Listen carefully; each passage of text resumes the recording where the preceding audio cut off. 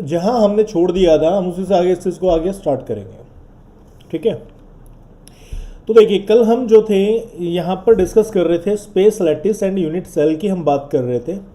तो जब हमने स्पेस लैटिस और यूनिट सेल को डिस्कस करना स्टार्ट किया था तो उस टाइम पर हमारी जो वीडियो थी वो डिस्कनेक्ट हो गई थी।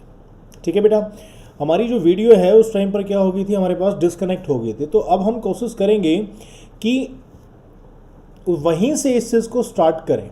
ओके, तो सबसे पहला जो पॉइंट आता है what is space lattice and unit cell, सबसे पहला जो पॉइंट है आपके पास। ठीक है, तो अगर हम बात करते हैं यूनिट सेल, तो यूनिट सेल आपके पास एक स्मॉलेस्ट पोर्शन होता है। ठीक है, जैसे हम बात करें कि जो मैंने यहाँ पर एक डायग्राम यूज किया हुआ है, इस डायग्राम के अंदर ये आपने एक शेडेड पोर्शन आपको दिखाई दे रहा होगा। ठीक है, that shaded portion is known as unit cell. इस शेडेड पोर्शन को आप क्या कहते हैं, एक यूनिट सेल आप बोलते हैं। ठीक है, this is your unit cell. ठीक है बेटा, तो जब हमने इस यूनिट सेल को कंटिन्यू रिपीट किया इन 3 डायमेंशंस, मींस हमने इस यूनिट सेल को along X axis, along Y axis और अलोंग जेड एक्सिस, जब हमने इसको रिपीट किया तो रिपीट करने के बाद इसने कुछ स्पेस को ऑक्युपाई किया।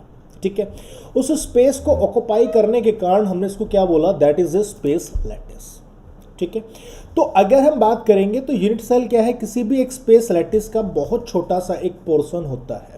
ठीक है बेटा, ये एक आपके पास काफी छोटा सा पोर्शन होता है यूनिट सेल्स। ओके, और जब हम किसी भी यूनिट सेल को बार बार रिपीट करते हैं देन इट फॉर्म में स्पेस लैटिस का वो क्या करती है, आपके पास फॉर्मेशन करती है। ठीक है, तो यहां पर अगर मैं बेसिकली बात करूंगा तो आपके पास फिर बात आती है कि यूनिट सेल जो है वो कितने तरीके की होती है। तो हम जो बेसिकली डिस्कस करते हैं आपके पास यूनिट सेल के अंदर आपके पास कई तरीके की ज्योमेट्री को हम फॉलो करते हैं। ठीक है, बट आपका जो सिलेबस है, सिलेबस के अंदर जिस ज्योमेट्री को हम फॉलो करते हैं that is cubic.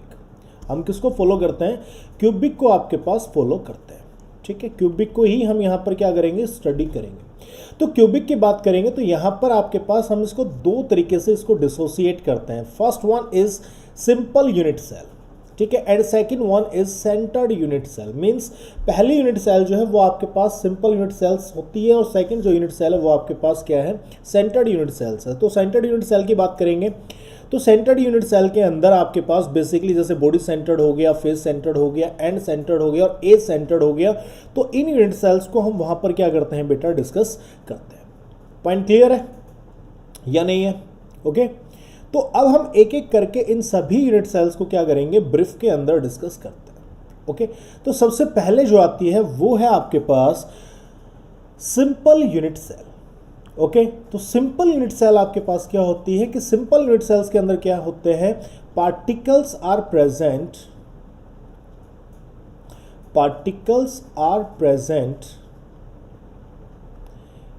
Eight each corner of unit cell. आपके पास जो यूनिट सेल है उस यूनिट सेल के हर कॉर्नर के ऊपर कोई भी एक पार्टिकल क्या होगा, आपका प्रेजेंट होगा। अगर हम बात करेंगे तो ये जो पार्टिकल है, ये पार्टिकल आपके पास बेसिकली क्या हो सकता है, ये पार्टिकल आपके पास बेसिकली कोई एटम भी हो सकता है, कोई आपके पास मॉलिक्यूल भी आपका हो सकता है।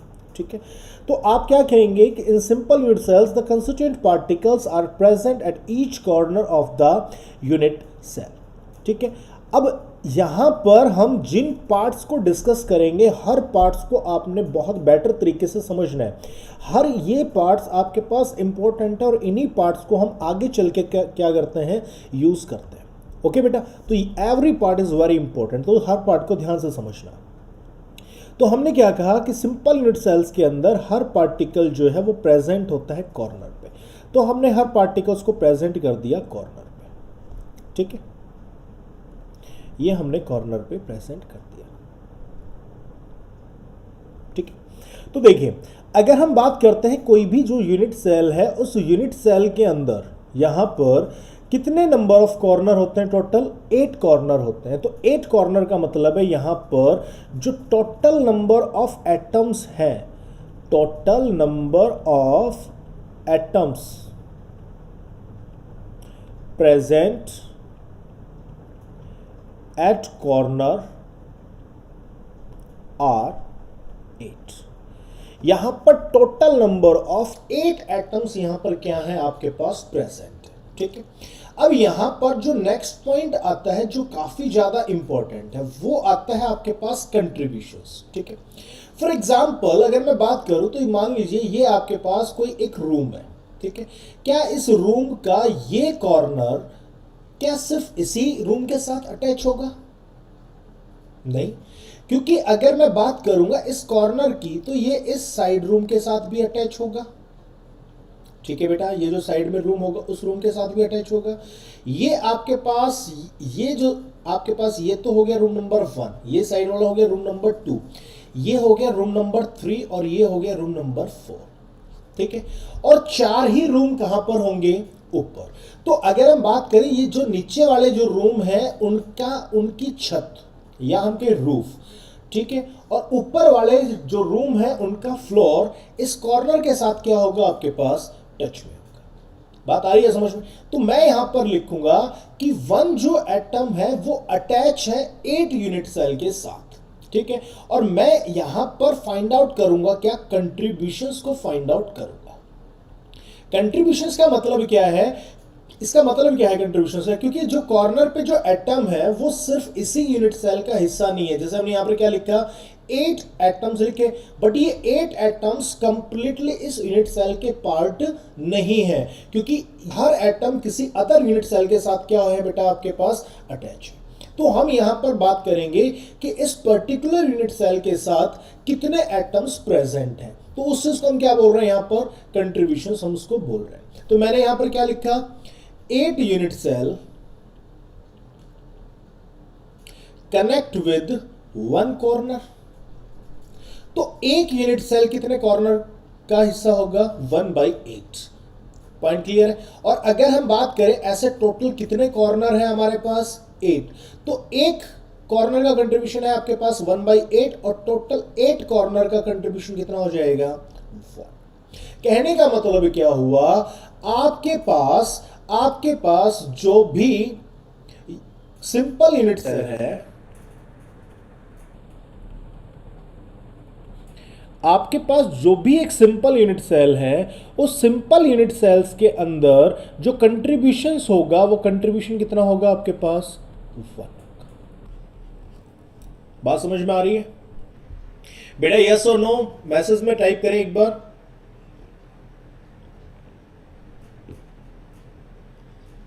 Do it fast.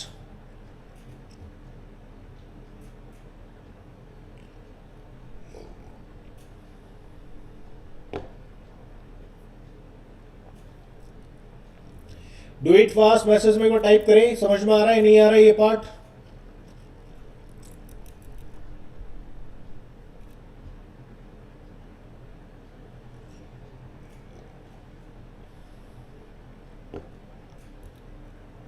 समझ में आ रहा है? यस, नहीं आ रहा नो? जल्दी से मेंशन करें।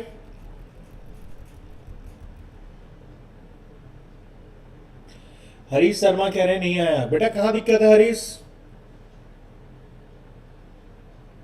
चलिए मैं इस चीज को एक बार दोबारा से रिपीट कर देता हूं।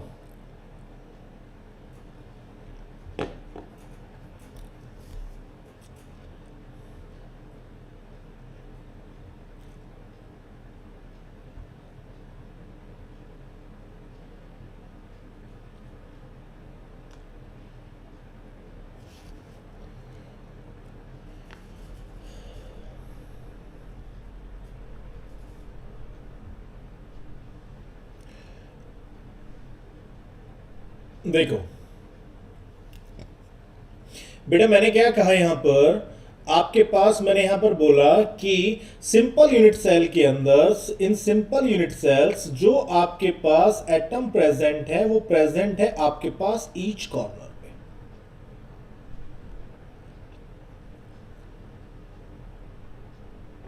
ठीक है, तो यहां पर मैंने कहा कि जो मैंने आपसे सवाल पूछा, क्या ये कॉर्नर इसी यूनिट सेल का, इसी कमरे का हिस्सा है? नहीं है। ये कॉर्नर आपके पास सिर्फ इसी रूम का हिस्सा नहीं है, ये कॉर्नर आपके पास हिस्सा है इस रूम का भी, इसके साइड वाला, और इसके जो पीछे रूम है ये उन रूम्स का भी क्या है बेटा, एक हिस्सा है। तो अगर मैं करूंगा तो ये यहां पर 1 2 3 4, तो इन 4 रूम्स की जो छत है वो टच कर रही है इस कॉर्नर के साथ। इसी तरीके से 4 रूम और होंगे जो इन रूम्स के कहां पर होंगे बेटा, ऊपर होंगे। तो कहने का मतलब क्या हुआ, ये जो 1 कॉर्नर है, ये 1 कॉर्नर टच में है 8 यूनिट सेल के। ये जो एक कॉर्नर है ये आपके पास जो है वो आपका अटैच है विद 8 यूनिट सेल। ठीक है, ये पार्ट सभी को समझ में आ रहा है? एक बार यस और नो जल्दी से बताएं, ये चीज समझ में आ रही हो तो।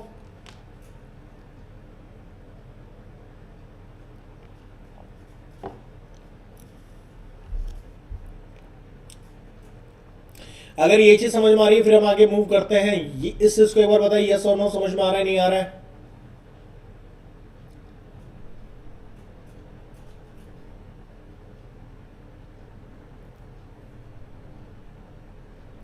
हरीश शर्मा, अरुण शर्मा, बेटा ये चीज समझ में आई है?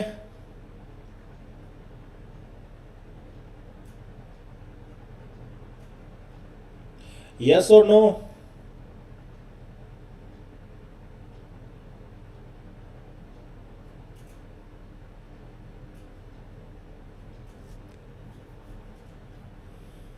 यस, ओके, ठीक है। तो मैंने कहा कि ये जो एक कॉर्नर है वो आपके पास 8 यूनिट सेल के साथ क्या है, टच में। इसका मतलब क्या हुआ कि अगर इस कॉर्नर पर कोई भी एटम होगा, इस कॉर्नर पर अगर कोई भी वो एटम होगा वो 8 यूनिट सेल के साथ क्या होगा, टच में होगा। तो मेरे को चाहिए कि हमें सिर्फ ये बताना है कि इस एक यूनिट सेल के पास कितने एटम है। ठीक है, तो अगर आपके पास जब एटम दूसरी यूनिट सेल के साथ टच में है तो उसका मतलब क्या हुआ कि वो इस एक यूनिट सेल का हिस्सा नहीं है, वो एटम्स बाकी अदर यूनिट सेल के भी क्या है, पार्ट है। पॉइंट क्लियर है? तो हमें चाहिए कि हमें सिर्फ इसी यूनिट सेल की बात करनी है, तो हमें सिर्फ इसी यूनिट सेल का कंट्रीब्यूशन की बात करनी है। तो हमने कहा कि आपके पास 8 यूनिट सेल जो है वो अटैच है, 8 यूनिट सेल जो है वो आपके पास अटैच है एक कॉर्नर से। तो एक यूनिट सेल के हिस्से उस कॉर्नर का कितना हिस्सा आएगा, 1/8 पार्ट आएगा कॉर्नर का।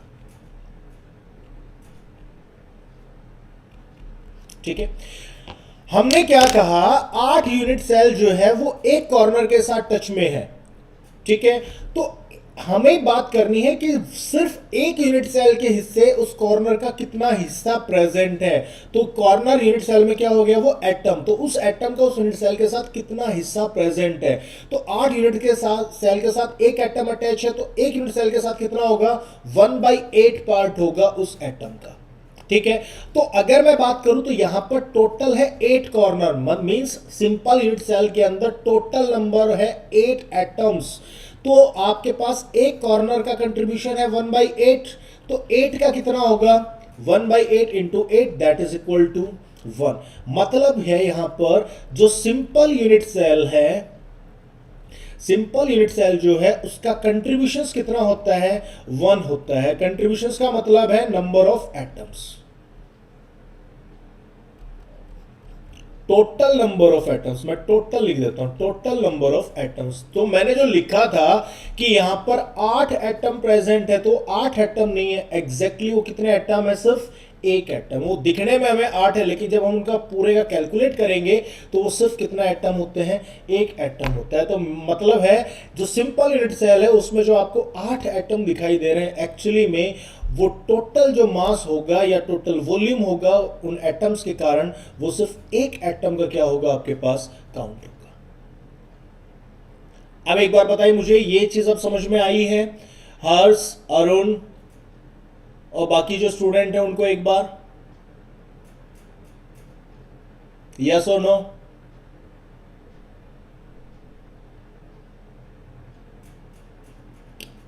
जल्दी से बेटा।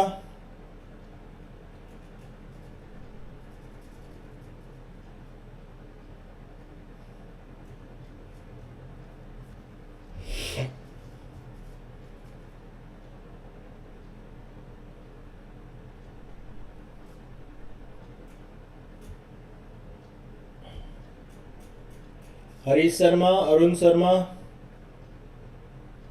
चलिए मेंशन कर दीजिए, ठीक है बेटा, कमेंट बॉक्स के अंदर आप मेंशन कर दीजिए, ठीक है। तो देखिए मैं इस पार्ट पर आता हूं, ठीक है। तो जो मैं यहां पर एक और पॉइंट, ठीक है बेटा, बहुत बढ़िया, आपको समझ में आ गया। अब मैं यहां पर इस पार्ट को जो डिस्कस कर रहा हूं, इस पार्ट को बहुत अच्छे से समझना, ठीक है भैया। ये बात करते हैं, हम बात कर रहे हैं सॉलिड की। तो सॉलिड के अंदर आपने पढ़ा है कि एटम्स के बीच के अंदर जो स्पेस है वो स्पेस क्या होता है, मिनिमम स्पेस होता है, ठीक है। तो अगर मुझे इन 8 एटम्स को प्लेस करना है, तो जैसे हम कहें कि आप 4 बॉल्स को मिनिमम डिस्टेंस पे जब प्लेस करेंगे तो क्या होंगे, वो 4 बॉल्स आपस में टच होंगे, बट डायगनली अगर मैं बात करूंगा तो बॉल्स आपस में टच नहीं होती है, ठीक है। तो मैं यहां पर मेंशन कर देता हूं पॉइंट को, उस पॉइंट को जरा ध्यान से देखना। मैंने कहा कि आप कॉर्नर टू कॉर्नर की बात करोगे तो एटम्स जो हैं वो एक दूसरे को क्या करेंगे, टच करेंगे। बट जब मैं डायगनली बात करूंगा तो डायगनली ये एटम्स एक दूसरे को टच नहीं करते हैं। बात आ रही है समझ में? ये पॉइंट आपका बहुत इंपॉर्टेंट पॉइंट है, तो मैं यहां पर मेंशन कर लेता हूं, all atoms are in touch with corner ray, या मैं ऐसे लिख देता हूं, all corner atoms are in touch with each other, ठीक है। but they are not touch with each other diagonally, ठीक है। तो आपके पास जो एटम है वो कॉर्नरी तो टच है, बट वो डायगनली एक दूसरे के साथ आपके पास टच में नहीं होंगे। ओके, पॉइंट क्लियर है, समझ में आ गया? एक चीज मैं बच्चों से और रिक्वेस्ट करना चाहूंगा कि बेटा देखिए, जब आप लाइव क्लास को ज्वाइन कर रहे हैं तो वो आपके पास सेम उसी तरीके से है जैसे आप अपने स्कूल्स के अंदर या कोचिंग के अंदर आप ज्वाइन करते हो, ठीक है। तो एटलीस्ट आप जब क्लास के अंदर आए, ठीक है, तो पहली चीज़ तो आप टाइम के ऊपर आप क्लास के अंदर हो। दूसरी चीज़ जो है वो है, आप जब क्लास अटेंड करते हैं तो आप अपना कॉपी और पेन ज़रूर लेके बैठें। तो जो पॉइंट्स को हम डिस्कस कर रहे हैं तो उन पॉइंट्स को आप क्या कर सकें, अपनी नोटबुक के अंदर उतार सकें, ठीक है। तो जब आप शाम के टाइम जब आप स्टडी करेंगे तो वो चीज़ आपके लिए क्या होगी, हेल्पफुल होगी, ठीक है। और फिर भी अगर किसी बच्चे को किसी पार्ट में प्रॉब्लम आती है तो वो वीडियो को दोबारा से प्ले करके, क्योंकि ये वीडियो ऑटोमेटिकली आपकी जो है हमारे यूट्यूब चैनल के ऊपर क्या होगी, आपकी स्टोर हो जाती है, तो वहाँ पर आप इसको क्या कर सकते हो, दोबारा प्ले करके देख सकते हो, ठीक है। तो कॉपी पेन ज़रूर आप लेके बैठा करें। ओके बेटा, तो देखिए अब ये था सिंपल यूनिट सेल का। अब मैं बात कर लेता हूँ बॉडी सेंटर्ड यूनिट सेल की। तो बॉडी सेंटर्ड अगर मैं यूनिट सेल की बात करता हूं तो बॉडी सेंटर्ड यूनिट सेल्स के अंदर आपके पास होते हैं पार्टिकल्स आर प्रेजेंट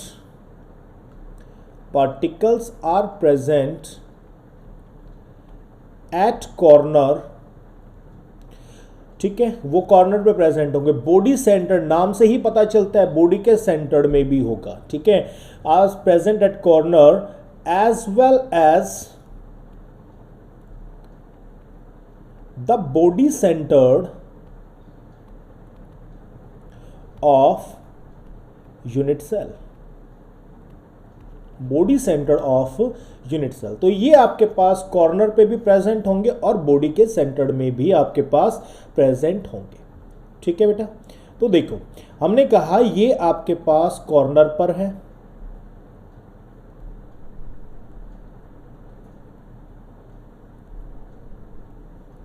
और बॉडी के सेंटर में, ठीक है।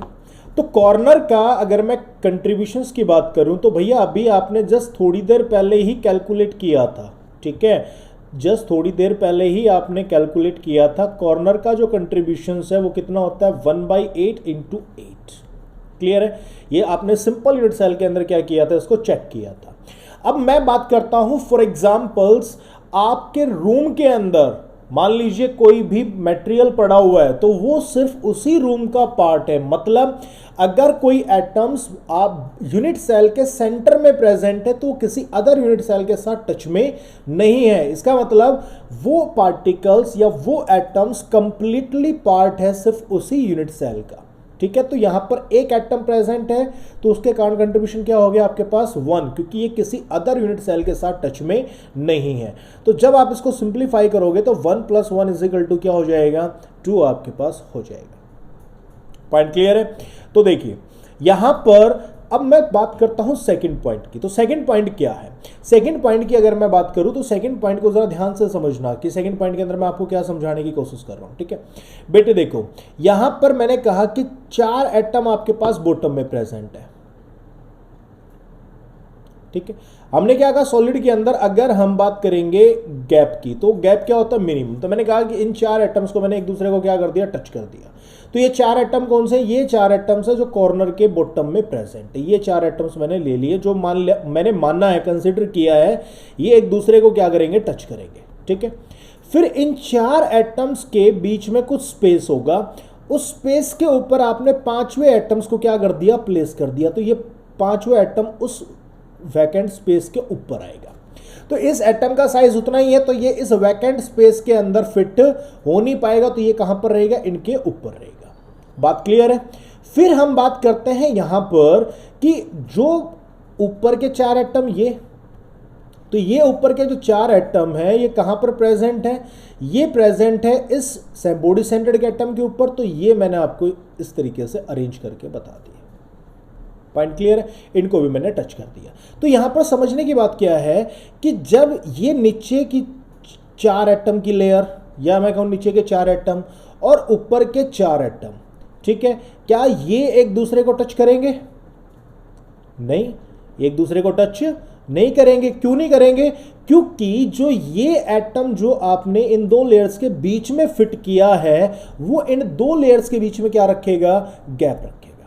ठीक है, तो इसका मतलब क्या हुआ कि कॉर्नर के जो एटम है वो एक दूसरे को टच नहीं करेंगे। तो सेम वे से ये जो एटम है कॉर्नर के, ये एटम भी एक दूसरे को टच नहीं करेंगे। उसका रीजन क्या है? क्योंकि आप पढ़ रहे हो क्यूब। क्यूब का मतलब क्या हुआ, जिसकी सारी की सारी एक्सिस क्या हो, इक्वल हो। तो अगर मैं बात करूंगा इस एक्सिस की और इस एक्सिस की, तो वो दोनों एक्सिस क्या होनी चाहिए, इक्वल। तो वो इक्वल कभी होगी, कब होगी, जब ये गैप और ये गैप क्या होगा आपके पास, इक्वल होगा। बात आ रही है समझ में? ठीक है, तो यहां पर हम क्या कहेंगे, जो पॉइंट नोट करने का है कि corner atoms are not in touch with each other, एक दूसरे के साथ टच में नहीं है। बट ये जो आपका बॉडी सेंटर्ड का ये जो एटम है वो इन चारों के ऊपर भी है और ये 4 इसके ऊपर है। तो इसका मतलब क्या हुआ, जो बॉडी सेंटर्ड का जो एटम है वो 8 कॉर्नर के एटम के साथ क्या है, तुम्हारे पास टच में है। ठीक है, तो मैंने मेंशन कर दिया, but body centred atom will in touch with all corner atoms।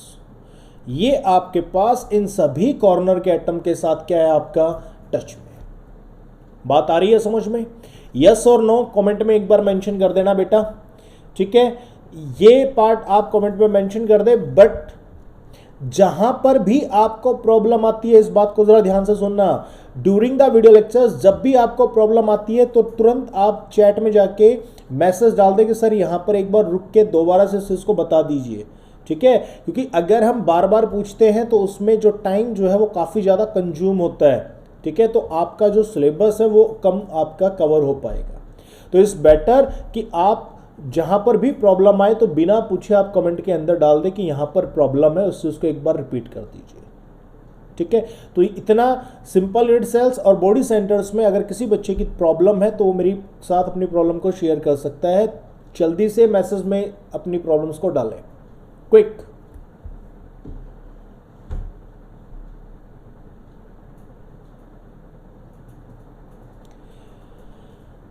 यहां तक का क्लियर है? यस और नो? क्लियर है? यस, नहीं है, no? Do it fast.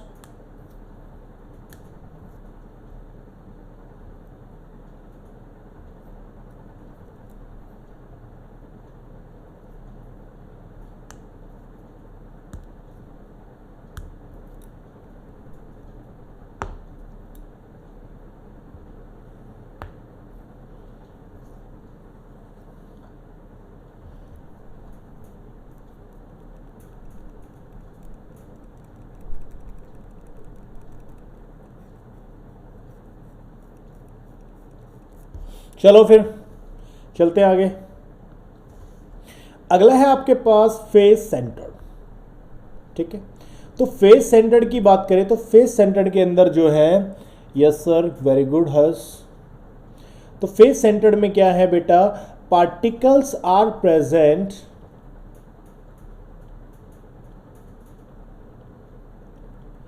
Eight corner as well as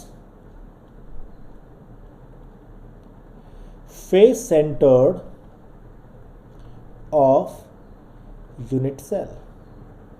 बेटा फेस का मतलब क्या होता है? जिस चीज को हम देख सके उस चीज को हम क्या बोलते हैं? फेस बोलते हैं। ठीक है, तो ये जो पार्ट है ये आपके पास किसी भी यूनिट सेल का क्या होता है? फेस होता है। तो अगर हम ऐसे बात करें तो यूनिट सेल के अंदर टोटल कितने फेस हैं? एक टॉप में, एक बॉटम में, एक लेफ्ट, एक राइट, एक फ्रंट और एक बैक। तो टोटल ऐसे कितने फेस है? 6। तो पार्टिकल जो है वो आपका प्रेजेंट है कॉर्नर पे। ठीक है, कहां पर प्रेजेंट है? कॉर्नर पे। और वो प्रेजेंट है आपके पास face centred of unit cell. तो ये आपके पास फेस सेंटर्ड है यूनिट सेल के। ठीक है, तो हमने क्या कहा? Particles is present at the corner as well as the face centre of unit cell. तो मैं यहां पर अब कंट्रीब्यूशंस की बात करता हूं, तो कंट्रीब्यूशंस कितना होगा? ठीक है, देखो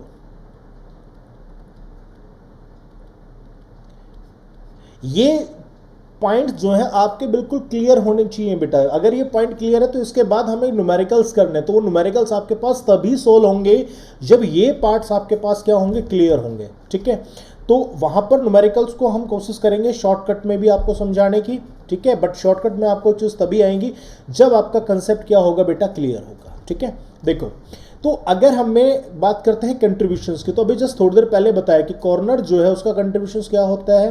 1/8 इंटू 8 प्लस हम बात करते हैं फेस सेंटर्ड। तो फेस सेंटर्ड की बात करूं तो जैसे मैं आपके पास फॉर एग्जांपल ये एक रूम है, तो इस रूम की ये एक वॉल है। ठीक है, ये एक क्या है आपके पास? एक वॉल है, दीवार है।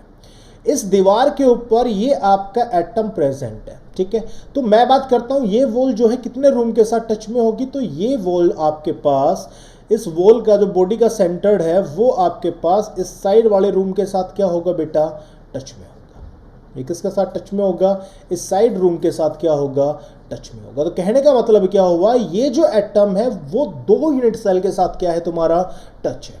और अगर मैं बात करूंगा एक यूनिट सेल के हिस्से कितना पार्ट आएगा, तो एक यूनिट सेल के हिस्से जो इसका पार्ट आएगा वो कितना होगा आपके पास? 1/2।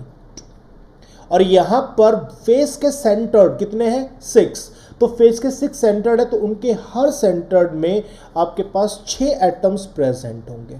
ठीक है, तो आपने क्या कर दिया? उसको 6 से मल्टीप्लाई कर दीजिए। सिंप्लीफाई करोगे तो 1 + 3 = में क्या होगा? 4। तो आपके पास जो फेस सेंटर्ड यूनिट सेल है उसका कंट्रीब्यूशन कितना होता है आपके पास? 4 उसका कंट्रीब्यूशन होता है। ठीक है, अब यहां पर जिस पार्ट को हम डिस्कस कर रहे हैं तो वो पार्ट आपके पास काफी ज्यादा इंपॉर्टेंट है। तो देखो हमने कहा ये आपके पास 4 एटम है। ठीक है, हमने क्या कहा? ये 5th जो एटम है जो फेस सेंटर में प्रेजेंट है एटम, वो इस वैकेंट स्पेस में प्रेजेंट है। तो इस वैकेंट स्पेस में तो आपके पास जो एटम आ सकता है वो इससे छोटे साइज का एटम ही आपका फिट हो सकता है। बट आपको एटम क्या चाहिए? इस ही साइज का आपको एटम चाहिए। तो अगर आपको इस वैकेंट स्पेस में इसी साइज के एटम को जब आप फिट करोगे तो ये एटम्स के बीच का जो स्पेस है वो स्पेस क्या कर जाएगा?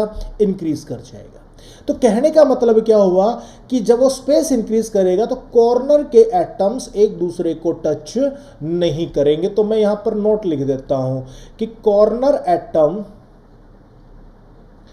Are not in touch with each other while face centered atom is in touch with each corner atoms। ठीक है, आपके पास जो कॉर्नर के एटम है वो एक दूसरे के साथ टच में नहीं होंगे, बट फेस के सेंटर में जो एटम है वो हर कॉर्नर के एटम के साथ क्या होगा, तुम्हारे पास टच में होगा। बात आ रही है समझ में? कहने का मतलब क्या हुआ, ये कॉर्नर के ये जो एटम है ये एक दूसरे को टच नहीं करेंगे। ठीक है, जबकि ये फेस सेंटर का एटम हर कॉर्नर के एटम के साथ क्या होगा बेटा, आपका टच में होगा। ठीक है, ये पार्ट जो है मैं आपको बोल रहा हूं बहुत इंपॉर्टेंट है। ये क्यों करा रहा हूं मैं आपको, क्योंकि हमें आगे चल के पैकिंग फ्रैक्शन नाम का एक टॉपिक पढ़ना है। तो पैकिंग फ्रैक्शन के अंदर इन कंडीशंस को हम वहां पर क्या करते हैं, यूज करते हैं। तो इसलिए मैं इन कंडीशंस को आपको यहीं पर पैरेलली क्या कर रहा हूं, समझा रहा हूं। जब हम पैकिंग फ्रैक्शन करेंगे तो एटलीस्ट वहां पर आपको जाके ये प्रॉब्लम्स ना हो। पॉइंट क्लियर है? अगला आपके पास आता है फेस सेंटर के बाद आपके पास जो नेक्स्ट आता है that is called end centre unit cells. तो एंड सेंटर यूनिट सेल जो है यहां पर इसका एक और नाम होता है। ठीक है, एंड सेंटर यूनिट सेल्स को आप बोल सकते हैं कि पार्टिकल जो है, particles are present at corner of unit cell as well as at alternate face center।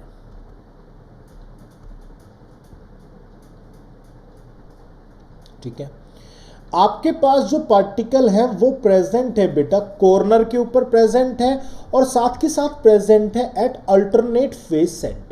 ठीक है, तो एंड सेंटर को आप क्या बोल सकते हो, अल्टरनेट फेस सेंटर भी आप बोल सकते हैं। ठीक है, तो देखिए यहां पर अगर, या आप इसकी जगह पे आपको जैसे कई बुक्स के अंदर जो है अगर alternate face centred word use नहीं करते तो वो आपके पास यहां पर वर्ड यूज करते हैं कई बुक्स के अंदर कि पार्टिकल जो है वो कॉर्नर पे तो है, उसके साथ वो प्रेजेंट है at the front end end of A face.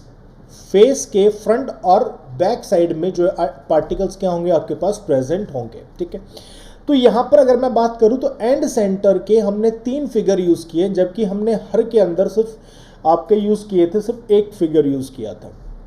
तो यहां पर उसका रीजन है, वो रीजन की हम बात करते हैं कि कैसे है और क्यों है। तो हमने कहा कॉर्नर, तो कॉर्नर का मैं भैया प्लेस कर देता हूं इन सभी में।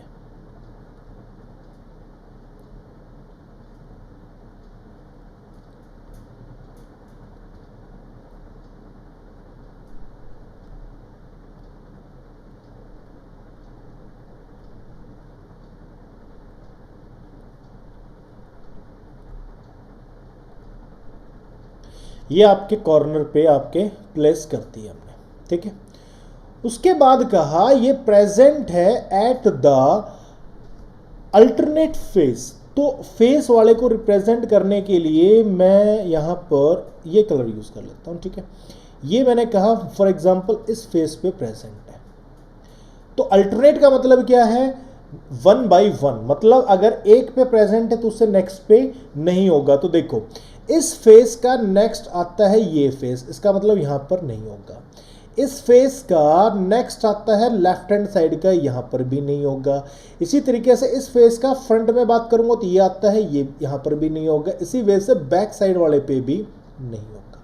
ठीक है, तो आपके पास अगर आपने टॉप पर प्लेस किया है फेस सेंटर्ड का एटम्स तो वो उससे नेक्स्ट जो साइड की वॉल है वहां पर वो होगा नहीं।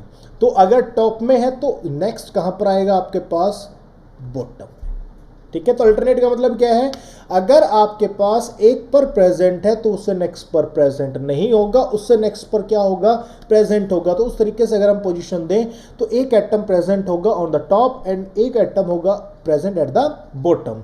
तो कहने का मतलब क्या हुआ, कॉर्नर के साथ साथ ये अपोजिट फेस के ऊपर क्या है, प्रेजेंट है।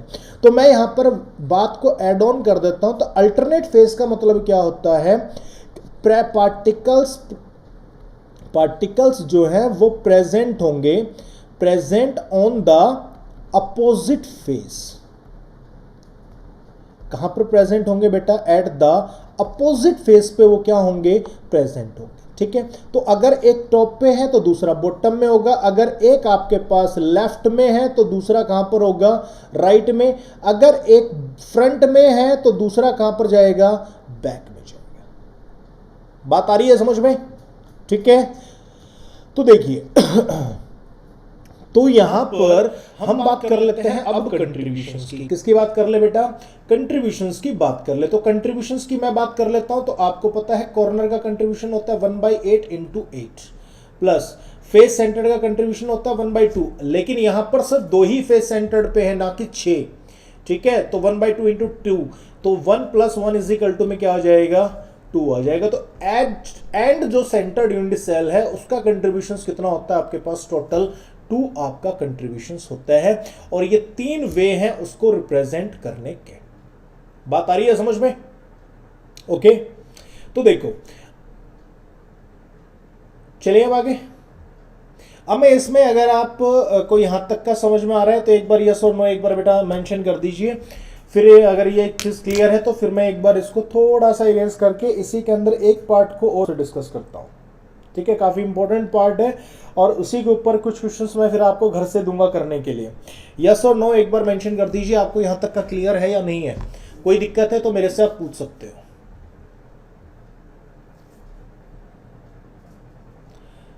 Do it fast.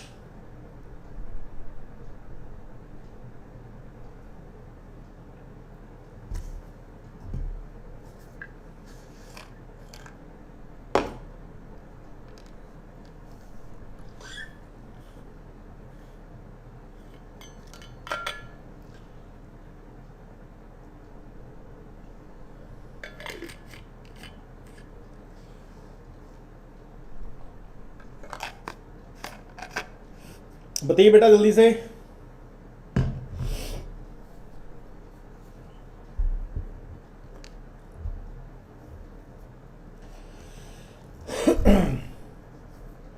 चलिए कोई बात नहीं बता रहे तो फिर हम नेक्स्ट उस पर मूव करते हैं। अगला है फिर आपके पास एज सेंटर्ड। एज सेंटर्ड की बात करें तो एज सेंटर्ड के अंदर क्या आपकी कंडीशंस होती हैं, particles are present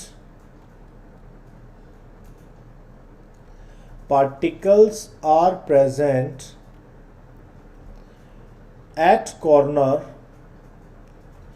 as well as center of each edge। ठीक है बेटा, एज का मतलब क्या होता है, एज का मतलब होता है when two plane intersect each other. Plane का एज का मतलब होता है जब दो प्लेन एक दूसरे को क्या करते हैं, टच करते हैं। तो जब दो प्लेन एक दूसरे को टच करते हैं तो वो क्या बनाते हैं, आपके पास एज बनाते हैं। ठीक है, जिसको आप अगर हम अपने लोकल लैंग्वेज में बात करें तो आपका जो रूम है उस रूम के अंदर जो कॉर्नर है, ठीक है, वो कॉर्नर्स क्या होते हैं, आपके पास एज होते हैं। ठीक है, तो अगर हम ऐसे बात करें तो आपके पास जो पार्टिकल्स की पोजीशंस होगी, पार्टिकल्स की पोजीशंस क्या होंगी आपके पास, ठीक है, पार्टिकल्स की पोजीशंस है आपके पास कॉर्नर पे।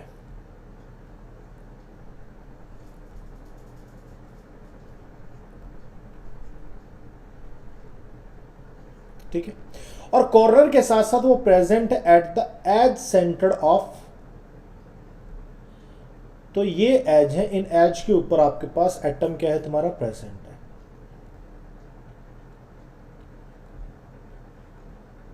ठीक है बेटा, अगर ये चीज ओके है तो अब मैं बात कर लेता हूं इसके कंट्रीब्यूशंस की।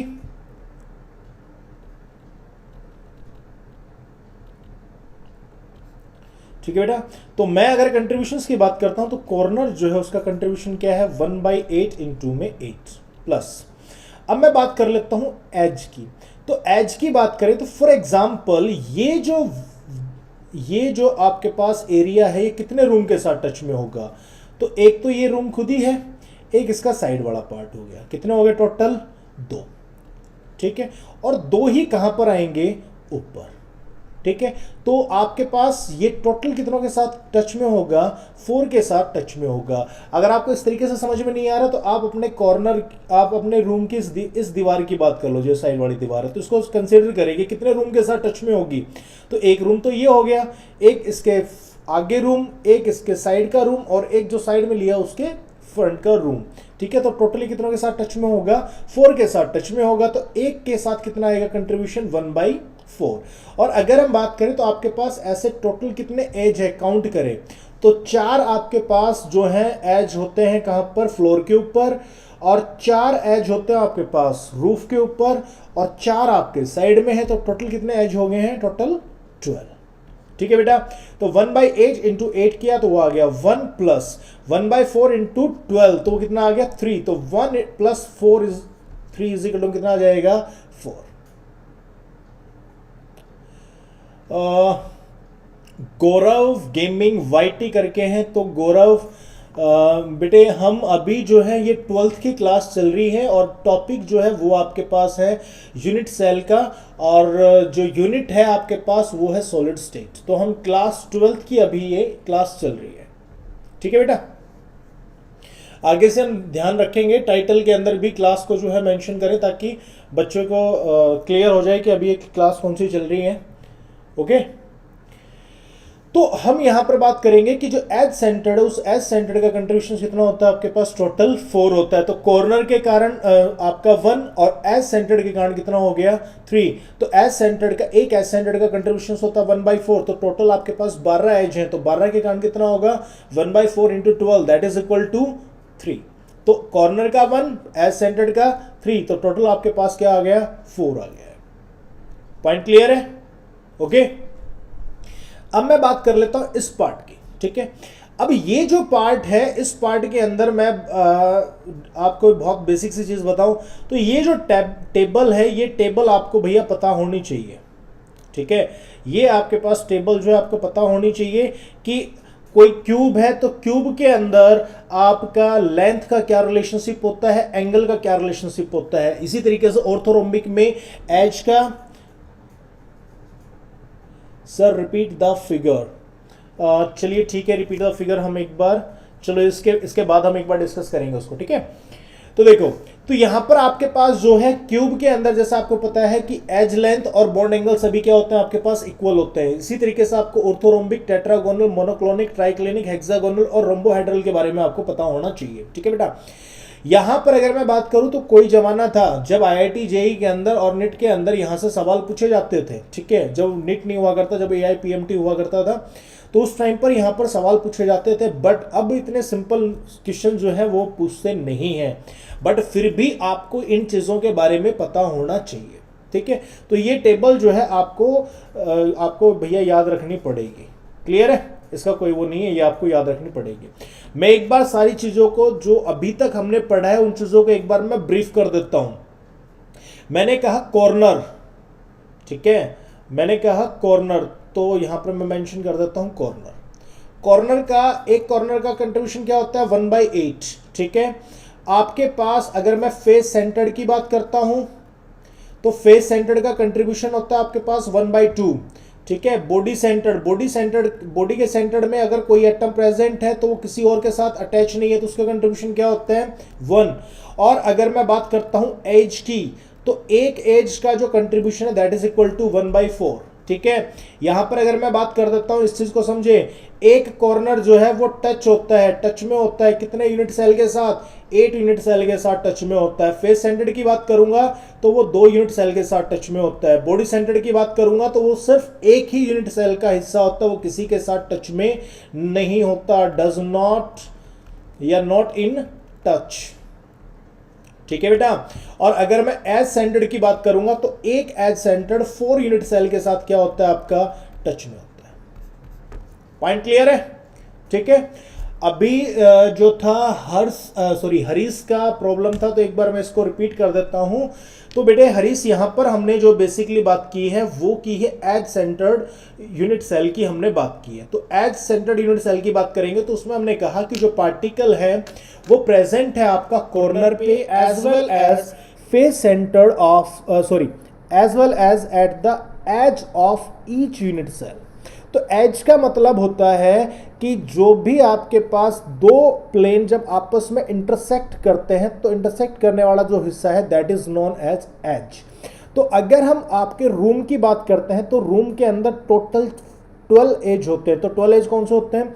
4 आपके पास होते हैं फ्लोर पे, 4 होते हैं आपके पास रूफ पे, और 4 होते हैं आपके पास साइड में। तो टोटल कितने हैं? 12। अगर हम बात करें तो ये जो कॉर्नर है, फॉर एग्जांपल ये कॉर्नर है, तो ये कॉर्नर कितने रूम के साथ टच में होगा? तो एक तो रूम ये खुद ही हो गया, एक इसके साइड वाले के साथ होगा। ठीक है।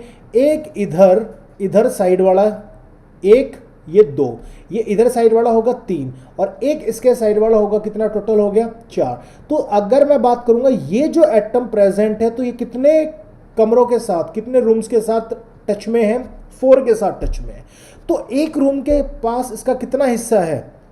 1/4। वो चीज हमने यहां पर क्या की है? कैलकुलेट की है। ओके बेटा, चलो अब हम यहां पर करते हैं न्यूमेरिकल्स।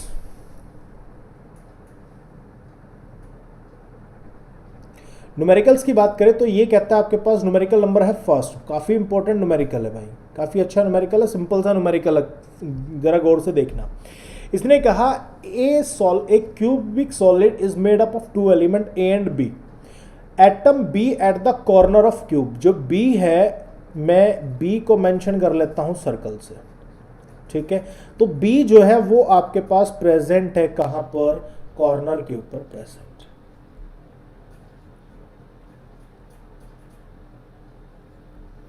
एटम बी जो है वो आपका कहां पर प्रेजेंट है? कॉर्नर पे प्रेजेंट है। और एटम ए जो है वो प्रेजेंट है कहां पर? बॉडी के सेंटर में। तो ए को मैं मेंशन कर लेता हूं स्टार से। पॉइंट क्लियर है बेटा? तो यहां पर आपके पास कह रहा है what is the formula of compound. तो देखो ए जो है वो आपके पास है बॉडी के सेंटर में, तो ए का कारण कंट्रीब्यूशन क्या होगा? 1। ए कहां पर प्रेजेंट है? बॉडी के सेंटर में। ए कहां पे प्रेजेंट है? बॉडी के सेंटर में। बॉडी के सेंटर के कारण कंट्रीब्यूशन क्या होता है? 1। बी जो है वो आपका प्रेजेंट है कॉर्नर, तो कॉर्नर पे क्या होता है? 1/8। कितने कॉर्नर? टोटल 8। तो कंट्रीब्यूशन क्या आ गया? 1। तो ए का एक एटम होगा और बी का भी क्या होगा? एक एटम होगा। तो फॉर्मूला क्या बनेगा आपके पास? A1 B1 कह दीजिए, या आप इसको सिंपल क्या लिख दीजिए? AB से आप इसको मेंशन कर दीजिए। दोनों चीजें क्या है? सही है। पॉइंट क्लियर है? ओके। अब बात करता है कोऑर्डिनेशन नंबर। ठीक है। कोऑर्डिनेशन नंबर का मतलब क्या होता है? कोऑर्डिनेशन का मतलब होता है कि कोई भी एक एलिमेंट है उसके नियर बाय कितने अदर एलिमेंट है। ठीक है बेटा। तो यहां पर जैसे मैंने कहा ये जो ए है, ए आपके पास इसको टच में होगा, इन सभी के साथ क्या होगा? वो टच में होगा। ठीक है। ये इन सभी के साथ क्या होगा बेटा? टच में होगा। तो ये ए कितनों के साथ टच में है? वो 8 के साथ टच में है। 8 के साथ टच,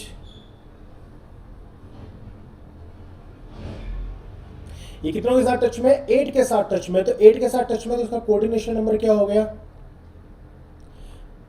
कोऑर्डिनेशन नंबर क्या हो गया? 8 हो गया।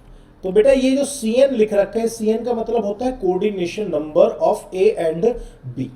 ठीक है। ओके। तो मैं अगर A के विद रिस्पेक्ट की बात करूं तो ये ये जो A आपका बॉडी के सेंटर में प्रेजेंट है, तो ये 8 कॉर्नर के साथ टच में होगा। हमने बॉडी सेंटर में इसी चीज को बताया था। बॉडी सेंटर में क्या बताया था? कॉर्नर के एटम टच नहीं करते, बट बॉडी के सेंटर का जो एटम है वो सभी कॉर्नर्स के एटम को क्या करता है? टच में होता है। तो इस बॉडी के सेंटर में एटम जो A है, इसका कोऑर्डिनेशन नंबर क्या हो जाएगा? 8। ठीक है। अब बात कर लेते हैं इस B का कोऑर्डिनेशन नंबर क्या होगा। तो इस यूनिट सेल में हमने बात करी थी कि जो कॉर्नर है ये कितने यूनिट के साथ टच में होता है, 8 यूनिट के साथ ये टच में होता है। ठीक है, जब ये आपके पास 1/8 हिस्से में इस बॉडी के सेंटर को टच कर रहा है तो सभी के साथ इसका कंट्रीब्यूशन 1/8 है, तो ये हर यूनिट के बॉडी के सेंटर के एटम के साथ क्या होगा, टच में होगा। तो सभी के साथ टच में होगा तो बी का जो कोऑर्डिनेशन नंबर है वो भी कितना रहेगा आपके पास, ए ही रहेगा। तो कोऑर्डिनेशन नंबर जो है बी का वो भी क्या रहेगा आपके पास, 8 ही रहेगा। आई होप आप लोगों को ये पॉइंट समझ में आ गया होगा। एसके पॉकेट टीचर्स कहते हैं सर जी गुरुजी 9th और 10th के बच्चों का भी कोई टॉपिक करवा देना प्लीज। एसके पॉकेट टीचर्स भाई अभी हम 9th और 10th क्लास का अभी नहीं करवा रहे हैं। ठीक, थोड़ी अच्छा रेड कलर की विजिबिलिटी थोड़ी कम है। हाँ, तो वही मैं कोशिश कर रहा हूँ रेड कलर का अवॉइड, लेकिन वाइट जो पोर्शन है वहाँ पर मेरे को रेड यूज़ करना पड़ रहा है, तो इसलिए कई बार गलती से ब्लैक स्क्रीन के ऊपर भी रेड यूज़ हो जाता है। ठीक है, बट कोशिश करेंगे उसको अवॉइड करने की। ठीक है भाई, चलिए नेक्स्ट न्यूमेरिकल की बात करते हैं। नेक्स्ट न्यूमेरिकल में कहता है कि in a face centred cubic lattice atom A occupy the corner. Atom A जो है वो आपका कॉर्नर पे है, तो मैं ए जो है उसको सर्कल से दिखा देता हूं। एटम ए को किससे दिखा दूं मैं, सर्कल से। ठीक है बेटा, ये मैंने एटम ए ले लिया है। उसने कहा atom B occupy the face centred positions. Atom B जो है मैंने उसको कहा स्टार से, ये कहां पर प्रेजेंट है, एट द फेस सेंटर्ड।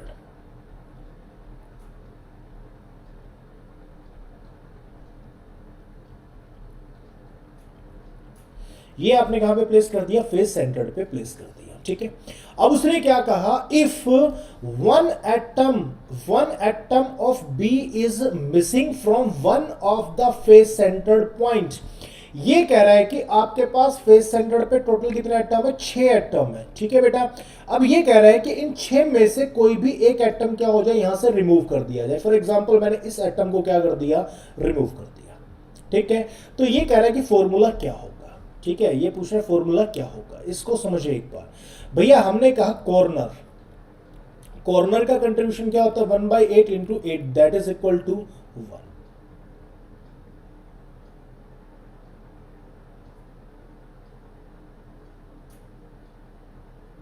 ठीक है, क्या हो गया 1। अब हम कहेंगे बी, बी की अगर प्रेजेंट है तो बी का फेस सेंटर का कंट्रीब्यूशन क्या होता है, 1/2। आपके पास टोटल नंबर ऑफ अब फेस सेंटर्ड कितने हैं, पहले तो 6 थे, 6 में से आपने एक फेस सेंटर्ड के एटम को रिमूव कर दिया, तो उसको रिमूव करने के बाद आपके पास हो गए टोटल कितने, 5। क्या हुआ, 5/2। तो ए आपके पास 1 है, बी है 5/2। मैं इसको सिंप्लीफाई करूंगा, that is equal to A two B 5। Point clear है, ओके। अब देखो, अगर किसी भी बच्चे को किसी न्यूमेरिकल्स के अंदर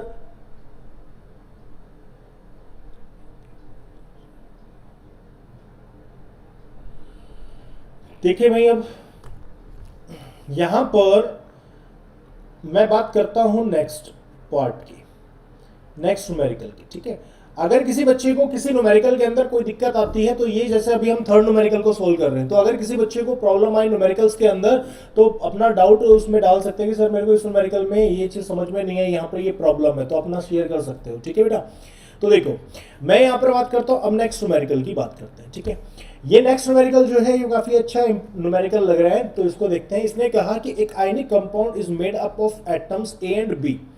कोई भी एक आयनिक कंपाउंड है वो एटम ए और बी से मिलकर बना है, has a face centred cubic arrangement in which atom A R eight the corner. Atom A जो है वो आपका कॉर्नर पे है, तो ए को मैंने दिखा दिया सर्कल से, ए को हमने किससे दिखा दिया, सर्कल से। ठीक है, and B at the face centred. अरे ये तो वही सेम न्यूमेरिकल है, एटम ए कॉर्नर पे है, बी फेस सेंटर्ड में, और हमने कहा अरे नहीं सॉरी, यहां पर अब की बारी किसको रिप्लेस करा रहा है, किसी एक को मिस करा रहा है फ्रॉम द कॉर्नर, ठीक है, और बी आपका प्रेजेंट है एट द फेस सेंटर, तो बी को मैंने स्टार से मेंशन कर दिया है,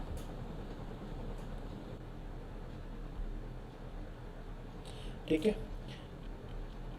तो ये है बी। अब इसने क्या कहा कि इस जो ए थे उन ए में से कोई भी एक एटम आपका मिस हो गया। फॉर एग्जांपल मैंने इस एटम को क्या कर दिया, यहां से मिस कर दिया।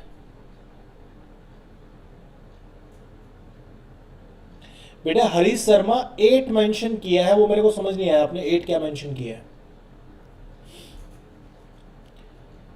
ठीक है। तो यहां पर देखिए, यहां पर अगर मैं बात करता हूं तो इस चीज को अब समझने की कोशिश करें, ठीक है। तो बेटा यहां पर जो सवाल है वो सवाल कहता है कि एटम ए प्रेजेंट है कॉर्नर, एटम बी है present face centred. Atom A में जो कॉर्नर पे प्रेजेंट थे उन कॉर्नर से कोई भी एक एटम आपका क्या हो गया, मिस हो गया, वहां से कोई एटम रिमूव कर दिया। उस एटम को रिमूव करने के बाद आपका कोऑर्डिनेशन सॉरी जो आपका मॉलिक्यूलर फॉर्मूला होगा वो फॉर्मूला क्या बनेगा इस कंपाउंड का, तो इस चीज को आप समझते हैं। तो हमने कहा जो ए है, ए आपके पास कॉर्नर पे प्रेजेंट है, तो कॉर्नर का कंट्रीब्यूशन है आपके पास 1/8, ठीक है, इन 2 में। अगर हम बात करें तो टोटल कॉर्नर पहले थे 7, अब एक रिमूव हो गया तो बचे कितने, सॉरी पहले कॉर्नर थे 8, उनमें से एक रिमूव हो गया तो बचे कितने आपके पास, टोटल 7। तो आपने क्या कर दिया 1/8 इंटू 7, तो सिंप्लीफाई करोगे तो ए जो है वो कितना आ जाएगा 7/8। तो ए के कारण जो कंट्रीब्यूशन है दैट इज इक्वल टू 7/8 उसका कंट्रीब्यूशन है। अगर मैं बी की बात करूंगा तो फेस सेंटर्ड पे है तो 1/2, total number of face centred है 6, सिंप्लीफाई करोगे तो कितना आ जाएगा 3। तो ए आपके पास आ गया 7/8 और बी है आपके पास 3, तो सिंप्लीफाई करोगे तो a 7 b 24, that is your answer, that is your answer. Okay बेटा, क्लियर। अब हम बात करते हैं नेक्स्ट क्वेश्चंस की। नेक्स्ट क्वेश्चंस को जरा गौर से देखना।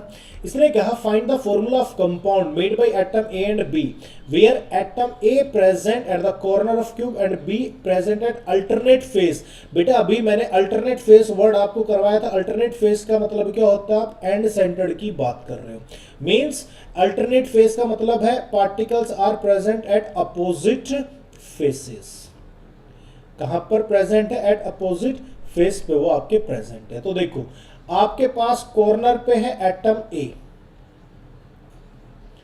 कॉर्नर पे है आपका एटम ए, और अल्टरनेट फेस मतलब एंड सेंटर, तो एंड सेंटर पे है आपका बी, एंड सेंटर पे है क्या, बी।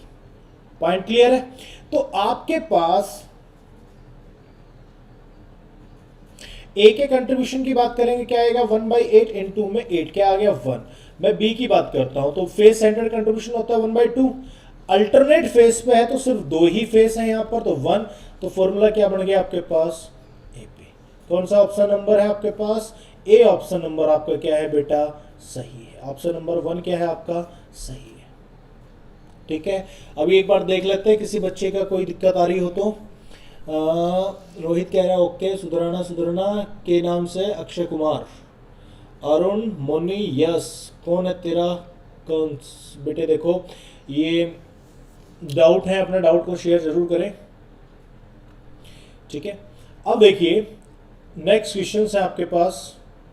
इसने कहा potassium crystallize in body centred cubic unit cell, what is the approximately number of unit cells in 4 gram of potassium, atomic mass of potassium is 39। कितना है 39, ठीक है। देखो बेटा यहां पर इस न्यूमेरिकल की अगर हम बात करें तो आपको पता है क्या, atomic mass is equal to होता है 1 मोल, और अगर मैं नंबर ऑफ पार्टिकल्स की बात करूंगा तो कितना होता है 6.022 इंटू 10⁻23 पार्टिकल्स आपके पास होता है, ठीक है। देखो बेटा यहां पर आपके पास दे रखा है 4 ग्राम, और 4 ग्राम से आपको बताना है total number of unit cells. तो आप ग्राम को सबसे पहले कन्वर्ट करें नंबर ऑफ एटम्स में, ठीक है, और फिर आप जो नंबर ऑफ एटम्स आए हैं उनको डिवाइड कर दे बीसीसी के नंबर ऑफ एटम से।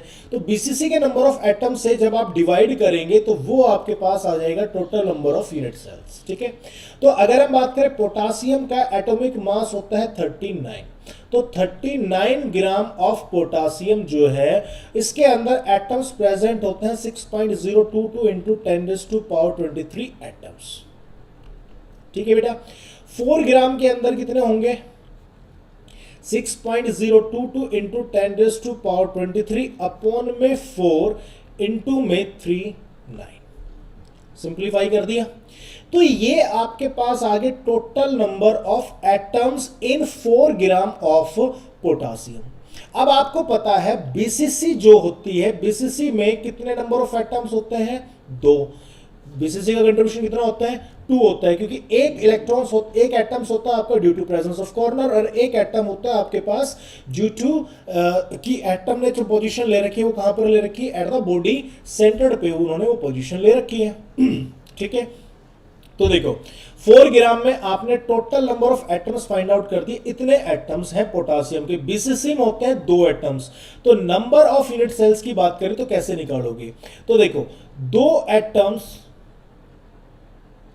कंटेन होते हैं एक यूनिट सेल में, तो आपके पास 6.022 इंटू 10⁻23 इंटू में 39/4 इतने एटम में कितना होगा, तो 1/2 इंटू में 6.022 इंटू 10⁻23 इंटू में 39 अपॉन में क्या कर दोगे 4। इसको सिंप्लीफाई कर दोगे तो वो आपके पास क्या आ जाएंगे, number of BCC unit cells आपके पास आ जाएंगे। ये आपके पास क्या आएंगी, number of BCC unit cells आपके पास आ जाएंगे। बात समझ में आ रही है या नहीं है, चेक करें एक बार। क्वेश्चन नंबर 1 का आंसर बताना है। ठीक है, क्वेश्चन नंबर 1 जो है एक बार मैं दिखा देता हूं, उसका आंसर जो है, उसका आंसर है बेटा आपके पास दैट इज एपी। ठीक है, क्योंकि एक एटम आपके पास ए एटम प्रेजेंट था कॉर्नर पे, बी एटम जो है सॉरी ए एटम प्रेजेंट है बॉडी के सेंटर, बी एटम में प्रेजेंट कॉर्नर, तो कंट्रीब्यूशन आएगा 1 and 1, फॉर्मूला बन गया ए एंड बी। ठीक है, और कोऑर्डिनेशन नंबर जो है वो आपके पास रहेगा 8 and 8। ठीक है भाई हरीश शर्मा, ठीक है बेटा। अब देखते हैं ये न्यूमेरिकल्स हमारे पास।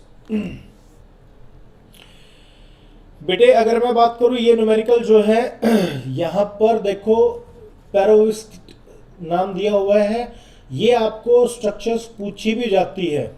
ठीक है, ये स्ट्रक्चर जो है आपके पास इंपॉर्टेंट है, ये स्ट्रक्चर क्या है आपके पास इंपॉर्टेंट है। ठीक है, इस स्ट्रक्चर की बात करें तो काफी ज्यादा इंपॉर्टेंट है, आपसे डायरेक्ट आईआईटी वगैरह के अंदर या नेट के अंदर जो है डायरेक्ट इसके ऊपर भी आपसे सवाल पूछा जाता है। ओके, तो देखो यहां पर इस क्वेश्चन की स्टेटमेंट की बात कर लेते हैं। तो इसने कहा peroxide a mineral containing calcium oxygen titanium crystal in the given cubic unit, what is the formula, और इसने ऑक्सीडेशन नंबर और पूछे टाइटेनियम का। ठीक है, देखो इसने कहा कैल्शियम जो है, देखो यहां पर इसने मेंशन कर रखा है आपके पास, कैल्शियम को मेंशन किया हुआ है सर्कल से, तो कैल्शियम प्रेजेंट है कॉर्नर पे। कैल्शियम कहां पर प्रेजेंट है, कॉर्नर पे। ठीक है, ऑक्सीजन को मेंशन किया उसने डार्क सर्कल से, तो डार्क सर्कल जो है वो आपका प्रेजेंट है एट द फेस सेंटर्ड। कहां पर प्रेजेंट है, फेस के सेंटर में प्रेजेंट है।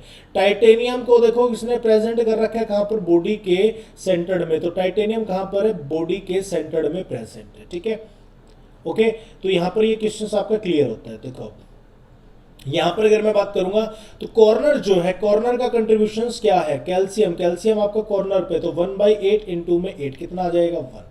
कैल्शियम जो उसके ऊपर चार्ज कितना होता है 2 पॉजिटिव आपका चार्ज होता है। ठीक है, ऑक्सीजन, ऑक्सीजन पे ऑक्सीडेशन स्टेट क्या होती है 2 माइनस, तो आपका चार्ज आ गया 2 माइनस। ठीक है, तो अगर मैं बात करता हूं ऑक्सीजन प्रेजेंट है एट एफसीसी, तो एफसीसी का कंट्रीब्यूशन क्या होता है 1/2 इंटू में 6 दैट इज इक्वल टू 3।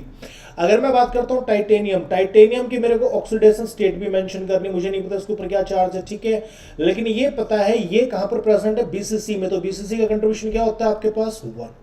तो यहां पर देखो कैल्शियम, कैल्शियम है 2 पॉजिटिव, ये है आपके पास 1। ऑक्सीजन है आपके पास 2 नेगेटिव, ये कितना है आपके पास 3। और टाइटेनियम की ऑक्सीडेशन स्टेट आपको नहीं पता, उसको क्या मान लिया आपने, x मान लिया, तो ये कितना है आपके पास टाइटेनियम 1 है। टाइटेनियम मेटल है तो ये क्या रहेगा, x पॉजिटिव रहेगा, क्योंकि मेटल की जो ऑक्सीडेशन स्टेट है वो आपके पास क्या रहती है, पॉजिटिव रहती है। ठीक है, अब आपको पता है कि कोई भी मॉलिक्यूल जो है चाहे वो कैटायन और एनायन की फॉर्म में हो, तो वो आपके पास एक न्यूट्रल मॉलिक्यूल्स होता है, कोई भी मॉलिक्यूल्स होता है वो आपके पास क्या होगा, स्टेबिलिटी के लिए न्यूट्रल होगा। मींस आपके पास पॉजिटिव और नेगेटिव चार्ज क्या होगा, आपका इक्वल होगा। ठीक है, तो या हम कहें कि पॉजिटिव और नेगेटिव चार्ज का जो सम है दैट इज इक्वल टू क्या होगा, 0 होगा। ठीक है, तो देखो कैल्शियम का एक पार्टिकल है, चार्ज है कैल्शियम के ऊपर +2, प्लस ऑक्सीजन के 3 पार्टिकल से चार्ज है आपका -2, प्लस 1 इंटू में +x, ओवरऑल चार्ज क्या होना चाहिए, 0 आपका चार्ज होना चाहिए।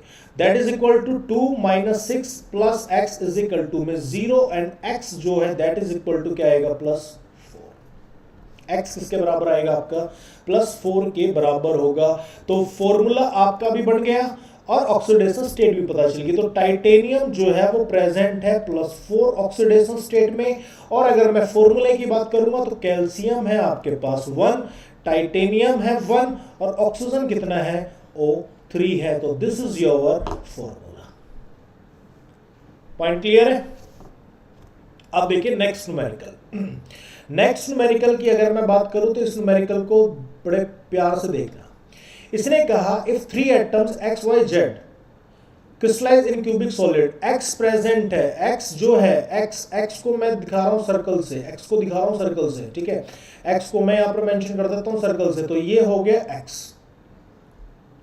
जो कॉर्नर पे प्रेजेंट है,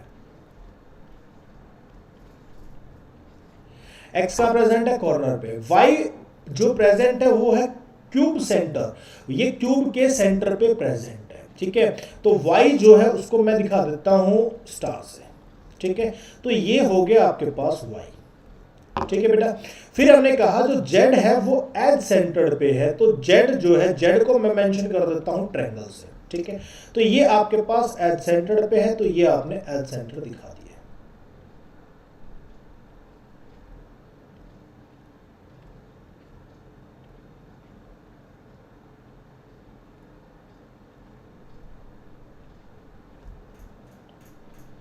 ठीक है बेटा, ये आपने सारे के सारे एज सेंटर्ड आपने दिखा दिए।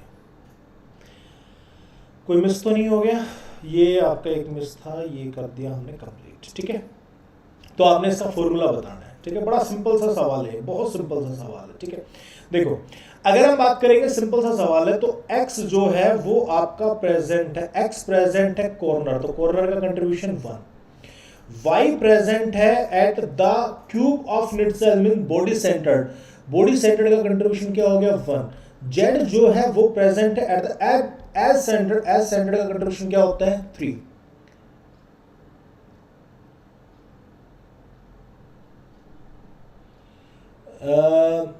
अरुण शर्मा बेटा एक बार इस न्यूमेरिकल के बाद हम आपको दिखा देते हैं। ठीक है, तो देखो हमने क्या कहा, x प्रेजेंट है कॉर्नर, कॉर्नर का कंट्रीब्यूशन क्या होता है 1। y जो है वो प्रेजेंट है आपके पास, y आपका प्रेजेंट है एट द क्यूब सेंटर, तो क्यूब सेंटर जो है उसका कंट्रीब्यूशन क्या होता है आपके पास 1। और एज सेंटर का कंट्रीब्यूशन क्या होता है आपके पास 3। इन चीजों को हमने क्या किया था भैया, यहां पर भी डिस्कस किया था। देखो यहां पर मैंने इसलिए यहां पर ये चीजें आपको बताई थी कि ये चीजें इंपॉर्टेंट है। ठीक है बेटा, ये जो मैंने चीजें ये जो बना रखी है, ये चीजें क्या आपके पास बहुत इंपॉर्टेंट है, इन्हीं का ही हमने क्या करना है, यूज करना है। ठीक है, इसी का यूज किया मैंने यहां पर।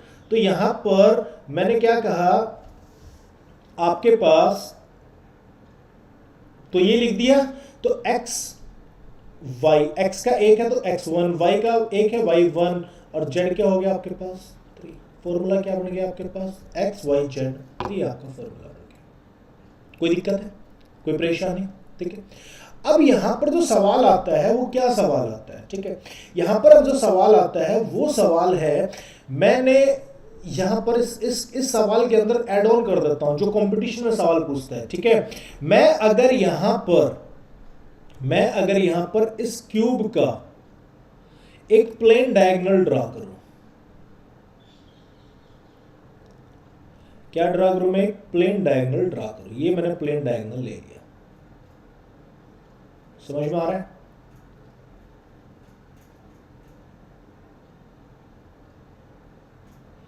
ये मैंने एक प्लेन डायगोनल ड्रा किया, ठीक है, और ये कहता है कि इस प्लेन डायगोनल के अंदर जो भी एटम आए हैं उन एटम्स को हमने क्या कर दिया, रिमूव कर दिया। उन एटम्स को क्या कर दिया, हमने रिमूव कर दिया। तो रिमूव करने के बाद जो एटम्स बचे उसके अकॉर्डिंग इस मॉलिक्यूल्स का फॉर्मूला क्या होगा। ओके, देखो यहां पर इसका हम फॉर्मूले की बात करते हैं। बेटा देखो, जब आपने ये ड्रा किया, ये प्लेन ड्रा किया, तो इस प्लेन को ड्रा करने के बाद, ठीक है, तो आपके पास 4 एटम तो चले गए कॉर्नर के।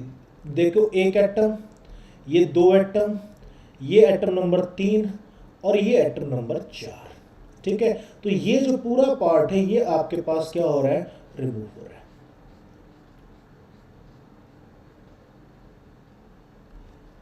पॉइंट क्लियर है, ठीक है। तो देखो यहां पर अगर मैं बात करूं तो क्या क्या चीजें रिमूव हो रही है, तो आपके पास 4 एटम तो रिमूव हो गए कॉर्नर के, तो बचे अब कितने, टोटल होते हैं 8, 4 रिमूव हो गए तो बचे कितने, 4।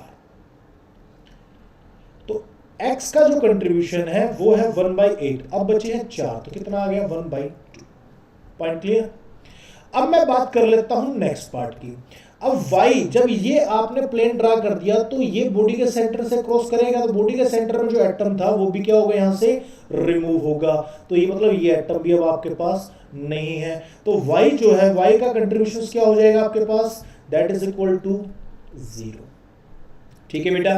अब मैं बात कर लेता हूं यहां पर आपके पास एज सेंटर्ड की, क्योंकि एज सेंटर्ड की बात कर रखी, तो एज सेंटर्ड की मैं बात करूंगा तो एज सेंटर्ड में आपने देखो यहां पर एक तो इस एज का गया, क्योंकि एक तो एज ये इन्वॉल्व हो रहा है और एक एज इन्वॉल्व हो रहा है ये पीछे वाला, ठीक है। टोटल कितने एज इन्वॉल्व हो रहे हैं यहां पर, टोटल एक ये एज इन्वॉल्व हो रहा है, एक एज आपके पास ये इन्वॉल्व हो रहा है, तो 2 एटम यहां से इसके रिमूव होते हैं, ठीक है। तो 12 में से, क्योंकि एज सेंटर पे टोटल एटम कितने, तो 12 में से 2 चले गए, 2 चले गए तो बचे कितने आपके पास, 10, ठीक है। और एक एज सेंटर का कंट्रीब्यूशन क्या होता है, 1/4, तो सिंप्लीफाई करोगे तो क्या आएगा, 5/2। तो x जो है वो हो गया 1/2, y आपके पास 0 है ही, और z क्या हो गया आपके पास 5/2।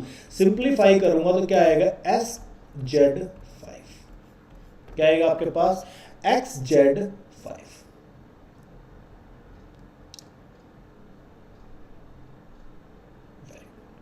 ये हरीश शर्मा, वेरी गुड बेटा, आपका आंसर नंबर सी आपने बिल्कुल सही कैलकुलेट किया।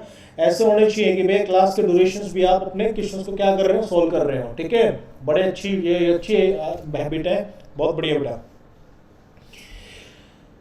Point clear.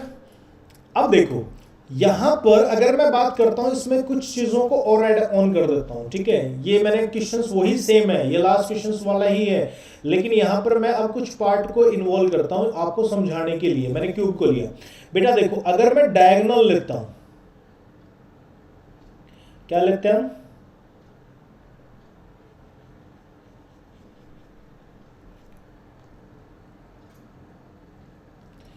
यहां पर हम क्या ले रहे हैं बेटा, डायगोनल को ले रहे हैं। एक बार इसको मैं थोड़ा सा सही बना देता हूं।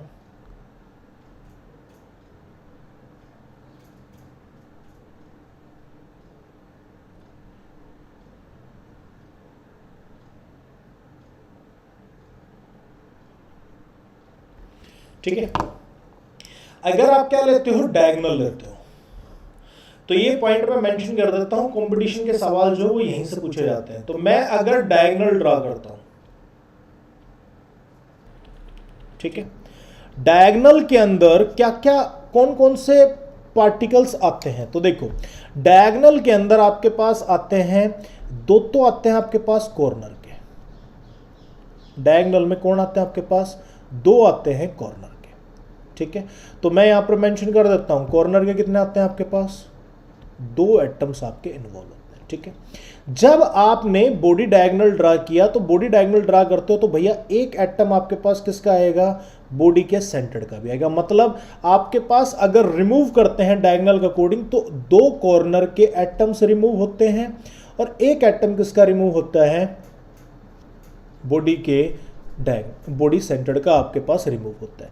तो फॉर एग्जांपल अगर मैं इसी स्टेटमेंट को यूज करूं, ठीक है। और मैंने कहा तो जैसे लास्ट क्वेश्चन था, लास्ट क्वेश्चन के अंदर हम क्या यूज कर रहे थे, प्लेन डायगोनल यूज कर रहे थे, ठीक है, एक कंप्लीट प्लेन यूज कर रहे थे। इसके अंदर हम क्या यूज कर रहे हैं, सिर्फ बॉडी डायगोनल यूज कर रहे हैं। तो यहां पर अगर हम कहें कि अगर हम सिर्फ बॉडी डायगोनल के अकॉर्डिंग के एलिमेंट को रिमूव कर दें, देन इसका फॉर्मूला क्या तैयार होगा। तो देखो हमने मेंशन कर दिया यहां पर, तो बॉडी के जो एक्स था वो आपका कॉर्नर पे है, तो 2 कॉर्नर के रिमूव हुए तो टोटल होते हैं 8, 8 में से 2 चले गए तो बचे कितने, 6। सिंप्लीफाई कर दो 3/4, ठीक है।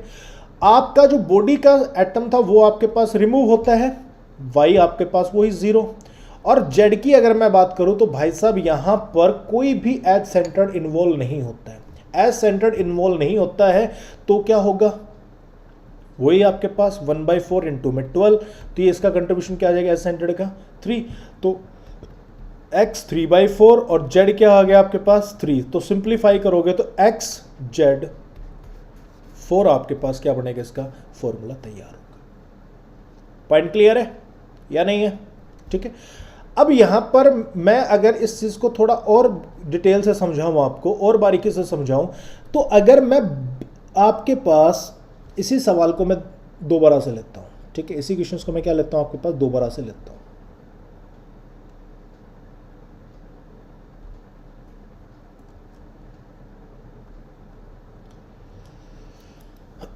देखो अब मैं यहां पर इसी चीज को आपको समझाता हूं। मैंने कहा जब मैंने प्लेन डायगोनल ड्रा किया, ये प्लेन ड्रा किया, ठीक है, ये प्लेन जब ड्रा किया तो हमने क्या कहा, हम इस कंप्लीट को क्या करते हैं, इसमें आने वाली चीज को रिमूव करते हैं, ठीक है। तो यहां पर देखो रिमूव होने वाले टोटल क्या है, 4 तो आपके पास कॉर्नर के रिमूव होते हैं। जो रिमूव होते हैं वो कौन कौन होते हैं, 4 रिमूव होते हैं आपके पास कॉर्नर। रिमूव फ्रॉम कॉर्नर, ये आपको पता होना चाहिए और ध्यान भी होना चाहिए शॉर्ट ट्रिक के लिए, ठीक है बेटा। उसके बाद अगर मैं बात करता हूं फेस सेंटर्ड, फेस सेंटर्ड एक ये है, एक फेस सेंटर्ड ये है। अगर बात करेंगे रिमूव करने की तो 2 एटम फेस सेंटर्ड के आपके पास रिमूव होते हैं, ठीक है, 2 एटम्स जो हैं रिमूव फ्रॉम फेस सेंटर, ठीक है बेटा। अगर हम बात करते हैं और रिमूव करने की तो देखो एक एज आपके पास ये इन्वॉल्व होता है, एक एज आपके पास ये है, एक एज आपके पास ये है, ठीक है। तो टोटल कितने एज रिमूव होते हैं आपके पास, 2 एज सेंटर्ड रिमूव होते हैं, 2 atoms from edge centred remove, ठीक है बेटा। और अगर हम बात करते हैं यहां पर तो ये आपके पास क्रॉस करता है, ये क्रॉस करेगा कहां से, बॉडी के सेंटर से क्रॉस करेगा। इसका मतलब एक एटम आपका कहां से रिमूव होगा, बॉडी के सेंटर से रिमूव होगा।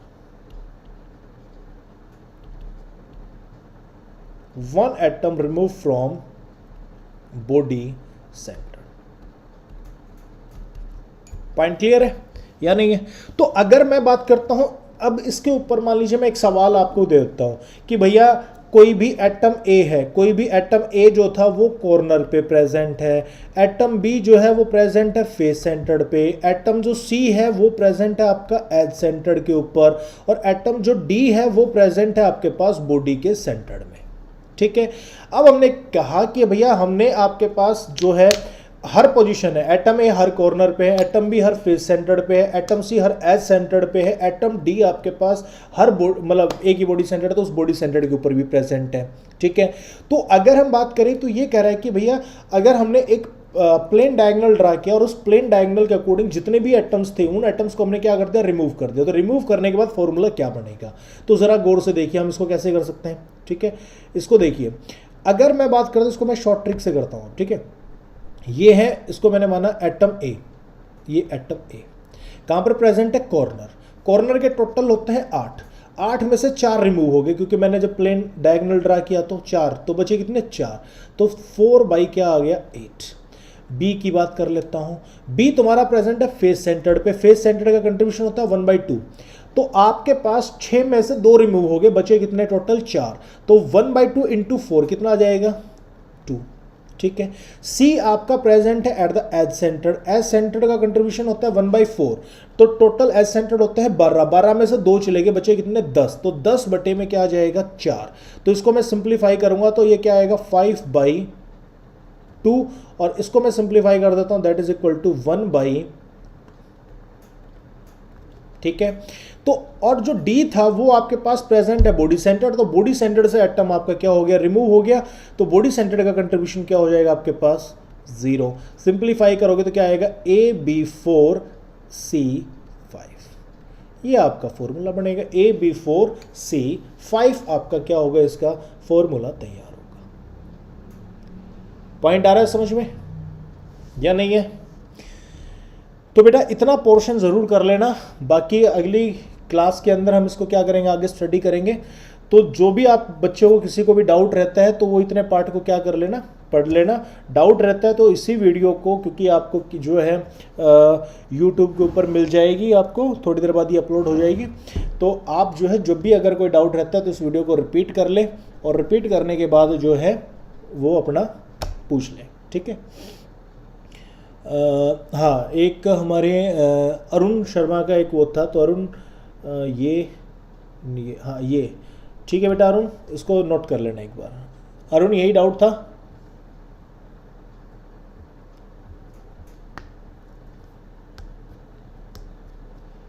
ठीक है बेटा, तो चलिए इतना कर लेना, बाकी अगली क्लास में पढ़ते हैं। ठीक है बेटा,